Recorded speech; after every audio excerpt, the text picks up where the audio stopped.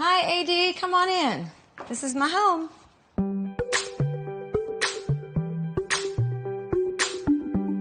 So come on in, I'll show you around. I'm gonna take you into the den first. This is where we spend most of our time. And this is our dog, by the way. This is Jules, and you'll see her running around. She's a little bit skittish.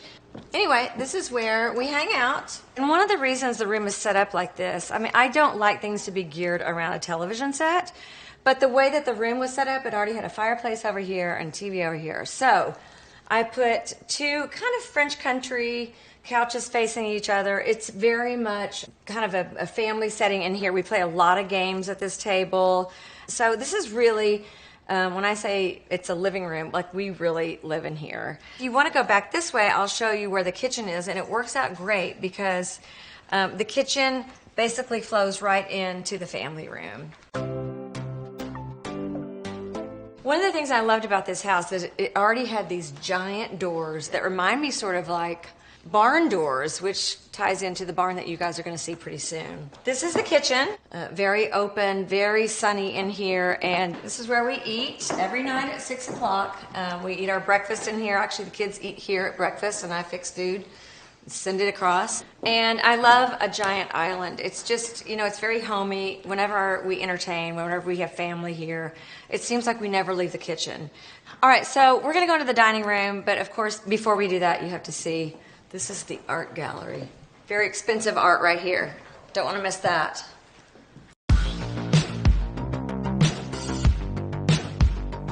This is the formal dining room. I have the luxury of spending a lot of time on a tour bus and going to places that have interesting antique shops and then being able to throw them onto our truck, which holds all of our gear. So I've gotten a lot of the things actually in this room from Texas, from Houston. I bought this old mirror, I bought this old, I think they call it an upholstery table. Just, you know, lots of little weird things in here, and, you know, it kind of creates a vibe and lots of conversation.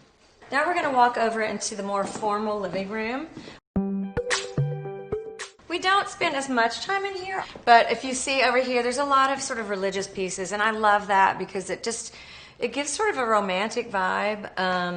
I bought actually a couch. This is the newest thing in the whole house was a West Elm couch, but I love the way it just feels against all the old antiques. So let's go in here and check out the music room. It is obviously mostly taken up by a grand piano.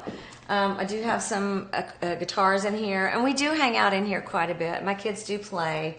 One of the things I don't really love is real taxidermy, but I'm not above putting a papier-mâché elephant over the fireplace. All right, I'm going to take you one more place. We're going to go to our outside den. And this has been such a great second family room. We build fires out here. The kids even roast marshmallows out here. And when it does get cool, if that ever happens in Nashville, Tennessee, since it's 100 degrees here almost all the time, it's just a super great place to hang out. So we're leaving the family room now, and we're going to go outside. And like I said, with two little boys, my objective has always been to sort of keep them from in front of screens and more facing outside in nature. We have a fire pit out here, we have a big family table, and we have a carpet ball game, and we have a treehouse back over there, which is really beautiful. So everything is pretty much gravitated to living life outside in nature. All right, so you guys have seen where we live, but I'm going to take you down to the barn and show you where we ride horses and also where Mom works. All right, quick backstory. I used to live out in the country before I had my kids, and we used to have horses and longhorn cows out there and chickens. Once my boys came along, we decided we got to get closer into the city, so we just packed up everything like the Beverly Hillbillies, and we brought our horses and our longhorns, and I built a barn on this property, and it's a functioning, working barn. We have our horses in here. And then above it is my workspace, which is the studio. So come on in, guys.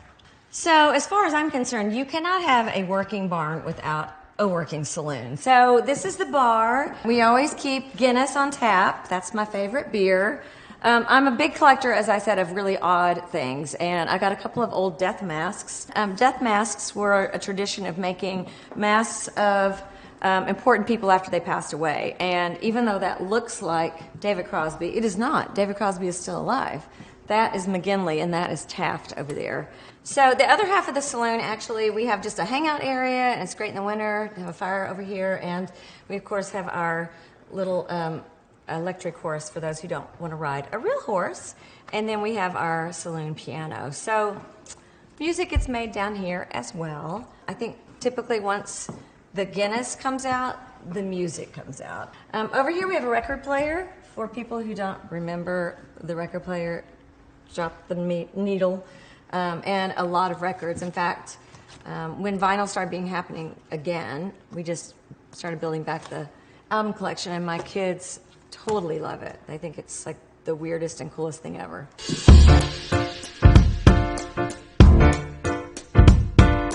And then if we go out this door, you'll see where the actual horses are. So this is the barn. This is where we keep our horses. We're down to 5 horses now. We used to have 16 because we had a lot more land, but 5 is much more manageable. So I'll introduce you to Big John. He's a quarter horse. He's a blue roan, and he is 16 and a half hands. He's very tall. This is Nebuchadnezzar. He's an Arabian. He's about 22 years old. Hi, buddy. This over here is Bobby Joe, and she's a retired champion reining horse. And she's basically just retired. She's great to have the kids ride around the arena, but for the most part, she's done all the performing she ever has to do. All right, now you've seen the barn, and you've met some of the horses, and you've seen the saloon and the hangout area. Let's go upstairs and check out the studio. We are at the door of the studio. Check it out. I'm giving you permission to stand on my face. This was from Farm Aid. Willie Nelson, love him. All right, so this is the studio, which is above the horses. And initially, it was not going to be a studio. Initially, it was just going to be a writing room. But by the time we soundproofed it so that we wouldn't hear the horses, it was soundproofed enough for it to be a studio. So we've made a lot of records up here. And basically, you can see there's every kind of guitar in here. And I find, just like with old signs that have had lots of personality put into them, a guitar is the same way. It has a whole life before you ever lay hands on it that I think adds to the feel and the sound that you get out of a guitar. So any given guitar that I pick up, I'll play differently than the last because of how it feels and maybe because of what the history is that went into that guitar. This is typically where we sit and write. The piano's back there. These old drums are from the 50s, 60s. I've collected quite a few of those, as well as the old RCA dog back there. And then obviously we have a lot of pieces of art. This old fried chicken sign was on the side of a barn out in Tennessee.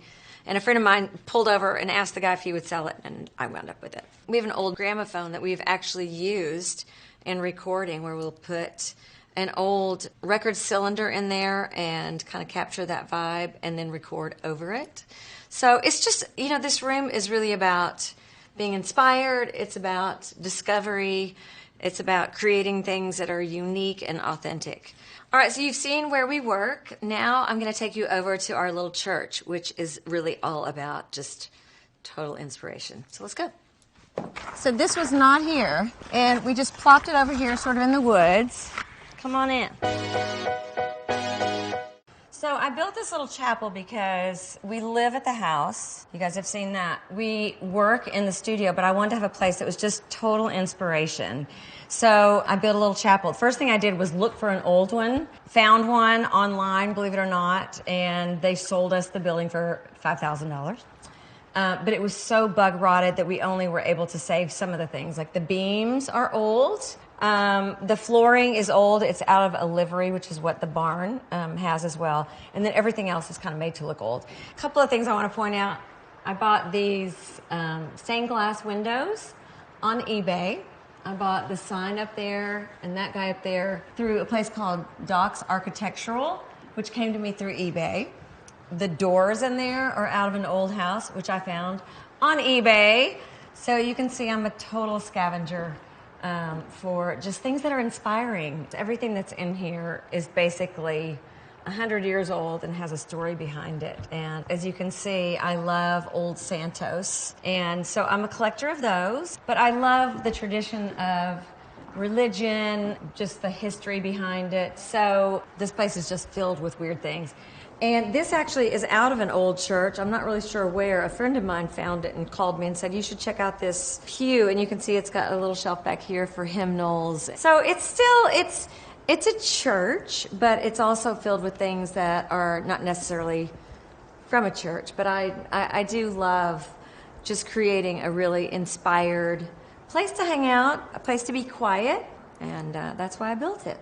Before we leave this place, before we walk through my giant eBay doors, I have to show you one thing that I did actually specifically for my kids. And it is an old church bell, which I found on eBay as well. It's an old church bell.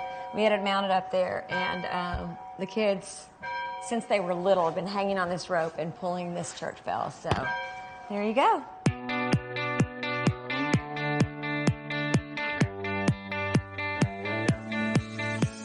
AD, thanks for coming over and checking out my house. I gotta go get my kids now, so see you later.